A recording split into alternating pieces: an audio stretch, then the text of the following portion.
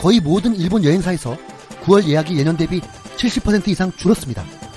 하지만 우리가 일본에 안 가는 것은 아베 정권에 큰 타격을 준다고 하지만 한국에 오는 일본인 관광객들은 어떻게 해야 하는 것일까요?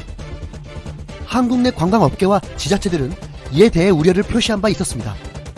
한국 관광객들은 일본 아베 정권과 다르게 한국을 좋아하고 한국 문화를 즐겼던 이들이었습니다.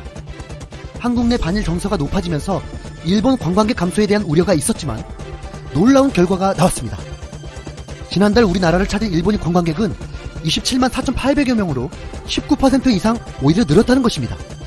부산시에 따르면 지난달 부산을 찾은 일본인 관광객은 4만 8,506명으로 지난해 7월에 비해 12.7% 증가한 것으로 나타났습니다. 일본 아베 정권과 우익들은 한국 여행이 위험하다고 말하며 언론과 미디어를 끊임없이 혐한을 조장했습니다. 하지만 일본인 관광객은 왜 더 늘어난 것일까요? 그것은 한국의 성숙한 일본 불매운동 때문이었습니다. 우리 국민들은 일본 불매운동에 일시적으로 감정적으로 대응하지 않고 지속적이고 이성적인 방법으로 성숙한 모습을 보여주고 있습니다. 얼마 전 서울 중구에 노 재팬 배너 깃발을 1,100개를 설치하려고 했으나 일본 관광객이 많이 오는 명동과 같은 지역에서 이런 방식은 옳지 않다며 반대하는 의견이 많았습니다. 한 네티즌은 청와대 청원 게시판에 서울 한복판에 노 재팬 깃발을 설치하는 것을 중단해 주십시오라는 제목의 청원을 올렸습니다. 서울 중심에 저런 깃발이 걸리면 한국을 방문하는 일본 관광객들이 모두 불쾌할 것이고 일본과의 관계는 더욱 악화되기 때문이라는 것입니다. 이렇게 되면 일본 아베 정권의 뜻대로 한국을 좋아했던 일본인까지 한국에 대한 거부감을 느끼게 만든다고 했습니다. 결국 배너 설치는 취소되었습니다. 이러한 성숙한 시민의식이 퍼지면서 일본 불매운동의 구호는 노 재팬에서 노 아베로 바뀌었습니다. 지난 광복절 광화문 광장에는 노 재팬 대신 노 아베가 울려 퍼졌습니다. 일본의 한국 수출 규제로 국내 반일 감정이 고조되고 있지만 한국에 거주하거나 관광 온 일본인들은 반일 분위기로 큰 위협으로 느끼지 않는다고 했습니다. 이촌동에서 6년째 거주 중인 일본인 주부는 한국인들이 다들 친절하게 대해줘서 반일 감정을 전혀 느끼지 못한다. 불매운동의 파급력에 주위 일본인들이 많이 놀라고 있다. 이런 시일 내에 양국 관계가 좋아지기를 바란다. 일본인 유학생 C씨는 일상에서 두려움을 느낄 정도로 피해를 본 적은 없다. 일본 정부가 한일 관계 개선을 위해 일본 내 혐한 감정을 완화해야 한다고 강조했습니다. 서울 명동에서 관광 중이던 시오키 하마나 씨는 한국인들이 대체로 친절해서 편하게 여행하고 있다고 전했습니다. 함께 여행 중인 오사쿠 씨는 한일 관계 악화에 젊은 층은 별 관심을 두지 않는다고 말했습니다. 명동에 관광을 온 모모카 양은 매우 슬픈 심정이다. 일본과 한국은 친구 사이라고 생각하는데 우정을 쌓기가 힘든 것 같다고 했습니다. 모친과 한국을 찾은 이 씨는 한국 친구들과 잘 연락하며 지내고 있다. 국가끼리 소통해서 현 상황을 좋게 풀었으면 좋겠다라는 바람을 전했습니다. 김석호 서울대 사회학과 교수는 한국인들이 일본인에 대해서 가지는 감정은 일본 정치인에 대한 감정과 분리된 경향이 있다. 일본 군국주의에 대한 분노이지 일본인 개개인에 대한 분노가 아니다라고 설명했습니다. 2016년 한국의 미국 CNN, 뉴욕타임즈, 로이터 통신 등 해외 언론들은 일제히 놀랍다고 보도한 바 있습니다. 2017년 일본에서 아베 사학 스캔들이 터졌을 때 일본의 시민운동가들은 한국을 부러워했습니다. 아베 퇴진 운동을 벌인 성난 일본 네티즌들은 한국 촛불 집회를 본받자라고 외쳤었습니다. 지난 30일 한 일본인 유튜버의 영상이 주목받았습니다. 코이치 쿠와바라라는 이름의 유튜버는 지난 주말 서울에서 열린 아베 정권 규탄 시위에서 프리허그를 해보았다며 이렇게 외쳤습니다. 지금 노 아베 집회가 열리고 있습니다. 일본에서는 반일 데모라고 보도되어 모든 한국분들이 일본인을 싫어한다고 생각하고 있습니다. 하지만 저는 그렇게 생각하지 않습니다. 일본에도 한일 우호를 기원하는 많은 시민들이 있습니다. 한국에도 한일 우호를 바라는 많은 분들이 있다고 생각합니다. 저는 여러분을 믿습니다. 여러분도 저를 믿어주시겠습니까? 그렇다면 저를 안아주세요. 에서도 한국의 소녀부터 중년의 남성까지 그를 꼭 안아주었습니다. 한 중년 남성은 그를 안으며 눈시울이 뜨거워지기까지 했습니다. 한국의 성숙한 시민 문화의 힘은 일본과 세계를 놀라게 했을 뿐만 아니라 그 이상의 감동을 주었습니다. 이상 진심TV였습니다. 왕을 가는 등 일본의 모든 걸 다 갖다 바치면서도 일본에게 신뢰할 수 없는 국가 및 국민으로 평가를 받고 경제 제재를 당하는 이중 호구 국가의 국민이 되어버린 상황인 것이죠. 또한 기사는 외국인 관광객 증가는 관광업체뿐만 아니라 그 지역의 농민들에게도 경제적 파급 효과가 있었다고 하고 2003년 당시 유후인을 방문하는 외국인 관광객의 비율은 10% 미만이었지만 현재는 약 70%로 일본인의 2배 이상이며 그 중에서도 약 70%가 한국인이라는 관계자의 말과 함께 총 12개의 객실 중 지금까지는 절반이 한국분이었지만 7월 들어 그 비율이 갑자기 줄어들기 시작하여 8월은 10% 이하가 되어버렸고 예약 취소가 잇따라 신규 예약도 거의 없다고 하는 지역 온천 여관 주인의 말도 전하고 있습니다. 한국 관광객이 감소로 돌아선 뒤로 이제는 5분의 1 수준으로 격감하고 말았다는 것인데요.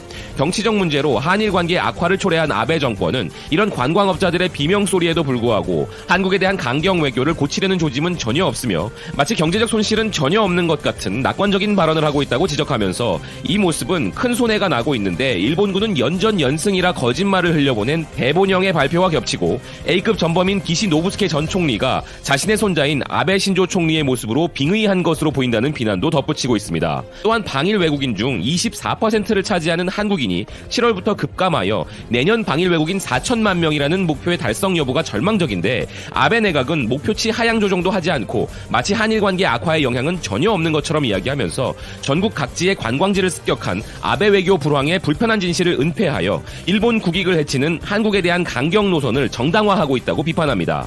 또한 기사는 이런 관광업뿐만 아니라 일본의 제조업과 경제가 입을 타격에 대해서도 이야기하면서 전 경제산업성 관료인 코가 시게아키와의 인터뷰를 전하고 있습니다. 코가 시게아키는 2010년에 센카쿠 열도 문제로 인해 중국이 일본에 대한 보복 조치로 히토류 수출 제한을 했지만 관련된 업체들이 대체 경로를 찾거나 히토류 사용이 적은 제품을 개발하여 중국 의존도를 낮춘 결과 장기적으로 손실을 입은 것은 중국뿐이었다는 이야기와 함께 지금 일본이 우리나라에 행하고 있는 수출 규제 조치를 보면 히토류 수출 제한을 단행했던 중국의 실패가 일본에 의해 반복되고 있는 것일 수 있다는 경고를 했다고 전하고 있습니다.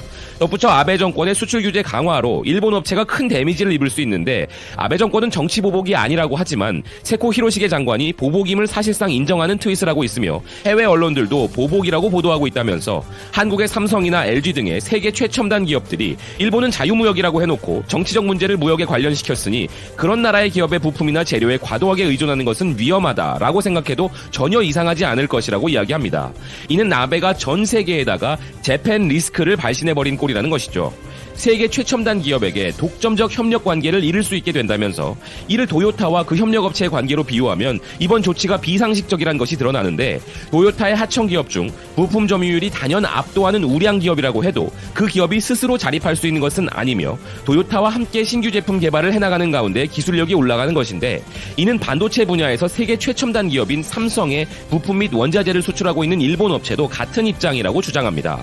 불화수소의 순도를 단순히 올리는 것이 아니라 삼성이 제품별로 어느 정도의 비용을 들여 얼마나 순도를 올릴 것인지 불순물의 성분은 얼마나 허용되는지 등 삼성의 신규 제품 개발에 맞춰 미묘한 조정이 필요하고 이런 것이 일본 메이커에 있어서는 기술력이 되고 타국 기업과 결정적으로 차별화하기 위한 기술 축적이 된다는 것이죠. 허나 이제 앞으로 삼성이 신제품 개발을 할 때 일본 업체는 위험하기 때문에 한국 또는 해외에 일본 수준의 기술력을 가진 업체로 갈아타겠다고 결정을 하면 일본 메이커들은 협업을 통해서 얻을 수 있는 기술의 진보를 더 이상 얻을 수 없게 된다는 우려를 이야기합니다. 반도체는 삼성이 최고이고 OLED 디스플레이 또한 LG가 세계 제일이기에 일본 업체가 세계 최고 수준의 부품이나 재료를 만들려면 세계 최고 수준의 한국의 원청 업체가 있어야만 가능할 수 있는데 아베도 세코 경제산업상도 경제산업상 관료들도 한국 기업이 이렇게 일본 업체들을 키워준다는 사실을 모르고 있다고 이야기합니다. 또한 일본 업체들이 일본에서 만들면 한국에 수출할 수 없으니 베트남으로 가서 만들자고 해버리는 해외 공장 이전 사태가 유발될 수도 있고 이는 일본 내 일자리가 그만큼 사라지는 사태로 이어질 것은 두말할 나위도 없다고 이야기합니다. 현 상황은 큰 타격을 받을 것이 뻔한데 용감하게 싸운다면 마지막에는 대승리를 거둔다는 식의 전쟁 만화를 읽고 있는 것이 아닌가 의심이 되는 아베 외교의 폐해라고 이야기합니다. 정밀기기 업체 간부가 야당 국회의원에게 한일 관계를 어떻게 해달라고 호소를 하고 한일 관계 악화로 수출이 급감하고 큰 타격을 입고 있다며 비명을 지른 기업 경영자도 있다고 하는 상황을 전하고 있습니다. 하지만 경제산업성 관료들이 이런 일본 기업들의 실정을 아베와 세코 경제산업상에게 전하지 않고 있을 가능성이 있다며 아베는 한국을 너무 싫어하기 때문에 보복적인 정책을 제안하면 기뻐하겠지만 일본 업체가 위험하다, 한일 관계를 개선하자고 진언을 하는 것은 싫어할 것이기에 자신에게 피해가 있을까 두려워 사실을 말할 수가 없을 것이라는 이야기를 이야기를 전하고 있습니다. 결국 국익보다는 아베가 무서워 강하게 나가면 한국이 사과할 것이다 라는 비현실적인 말을 하는 관료는 있어도 한국 최첨단 기업들이 일본 업체를 상대해주지 않게 되고 한일 관계를 개선하지 않으면 큰 손실이 된다고 고언을 하는 관료는 없으며 친밀한 국회의원에게 본심을 이야기하는 기업 대표는 있어도 공식적인 장소에서 그런 말을 하면 어떤 욕을 먹을지 모르기 때문에 공식적으로 그런 발언을 하는 기업 대표는 없다고 이야기합니다. 또한 현재 일본은 가전제품 매장에서 내년 도쿄올림픽을 위해 대형 OLED TV 구매 캠페인을 하고 있지만 일본에서 팔고 있는 OLED 디스플레이는 모두 한국의 LG산이고 한일 관계 악화가 더욱 확대되어 한국이 공급 정지를 해버리면 LG도 손실이 있겠지만 일본의 가전업체들은 더 큰 타격을 받는다고 경고하고 있습니다. 아베 정권은 한국이 그럴 수 없을 것이라고 생각할지 몰라도 단순한 손익계산에 머물지 않을 수 있다고 경고하고 있는데요. 한국 측에서는 100년 전에 시작된 식민 지배를 반성하지 않고 진심으로 사과를 하지 않고 있다라며 아베 총리가 강제징용 판결 등이 문제되기 이전에 보여왔던 자세부터 문제를 삼으려 하고 있고 한국이 일본의 식민 지배로 주권을 잃었었던 치욕의 역사를 잊지 말라고 하는 국민의 존엄을 건 역사적 투쟁을 하고 있는 것인데 외무성은 지금도 일본의 식민 통치는 불법이 아니었고 한일 병합은 합법이었다는 주장을 하고 있다고 전합니다. 그러니 한국 측에서는 일본이 가해자라고 비판하는 것이 얼마든지 가능하다는 이야기를 하고 있습니다. 또한 한국 정부는 만만치 않고 아베 정권보다 수준이 높다고 지적하는데요. 한국은 일본의 흑자를 본 적이 없고 계속 적자였고 예전에는 이 적자 폭을 축소하지 않으면 안 된다고 말했었지만 지금은 일본에서 고품질의 부품이나 재료를 구입하여 가공 제품을 수출하여 한국 기업의 국제 경쟁력을 높이고 있고 일본에게 보는 무역 적자에 대해서도 다른 나라에 수출하는 것으로 극복하면 된다는 생각으로 변했는데 그에 비해 일본은 말로는 자유무역이라 떠들면서 정치적 문제를 연관시켜 재팬 리스크를 세계에 알리고 말았으며 해외에서는 일본을 아시아의 모범국으로 생각했는데 최근 이상한 나라가 되어가고 있다는 이야기가 나오고 있다며 아베 정권의 한국에 대한 강경 외교로 한일 관계가 악화되어 경제적 타격을 받는 동시에 일본의 국가 브랜드도 훼손되었고 이 사건은